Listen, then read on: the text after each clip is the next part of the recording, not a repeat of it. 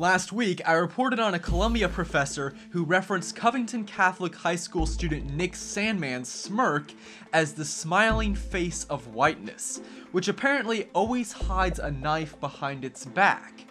Before we completely leave the Covington story behind in the dust, I think it's important to examine the other important contributions educators have made, namely misidentifying Covington students and scrapping the story's context to go with the trusty old narrative of Orange Man bad. Let's check it out. So we know by now that the kid who made the smirk seen around the world was Nick Sandmann, but not everyone knew that at first. Arizona State University lecturer Lillian Marie Wallace said that that student was instead Covington student Michael Hodge, and proceeded to post contact info for the college that Hodge planned to attend in the fall. Others also misidentified Sandmann as Hodge. Here's the thing, Hodge wasn't even in DC on the day of the incident, but that didn't stop the mob from apparently sending harassment and threats to Hodge's family and trying to get Cincinnati State to rescind his admission. Now, Wallace apologized after realizing she'd picked the wrong kid, but it seemed like she was only sorry for just that, picking the wrong kid, not going after someone underage because of political animus or fake news. And she wasn't the only one either. Colorado middle school teacher Michelle Grissom was placed on leave after reportedly misidentifying another Covington student and claiming that the boy was in the Hitler Youth.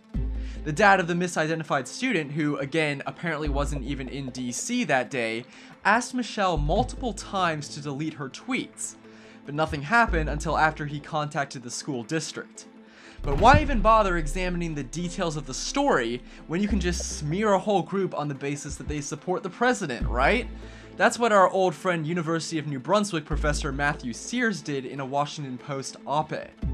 Sears made a pretty extensive analogy between the Covington incident and the Peloponnesian War, before arguing that wearing MAGA hats constitutes deliberate provocation, and concluding that it is impossible to separate the MAGA symbol from anti-immigrant and anti-minority views and policies, and by proudly displaying their MAGA hats, the boys of Covington Catholic presented themselves as embracing a set of exclusionary ideas.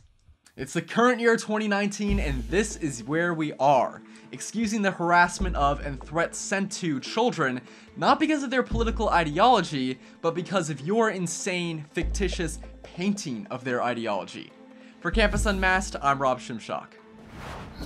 If you like this video and support our mission, please make sure to comment and subscribe. If something happens on your campus and you'd like us to investigate, send us details using the form on campusunmasked.com.